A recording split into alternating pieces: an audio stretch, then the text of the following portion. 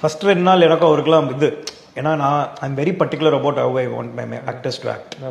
இவன் வந்து இது பண்ண மாட்டான்டான்னு பிரதீப் கிட்ட கம்ப்ளைண்ட் பண்ணிட்டே இருப்பார், இவன் ரெஸ்ட்ரிக்ட் பண்ணுறாடா, இவன் இது பண்ணுறாடா, இவன் இதுன்ட்டு. அப்புறம் எனக்கு நடிப்பு சொல்லித்தராடா அப்படின்ட்டு. ஒரு 4th 5th டேல I was sitting somewhere and he could just call me. He is also director. Ashwath, I like your show man, I like the show you are putting up அப்படின்னு சொல்லிட்டு ஸ்டேஜில் உட்காந்து கத்தி திடீர்னு சொன்னார்.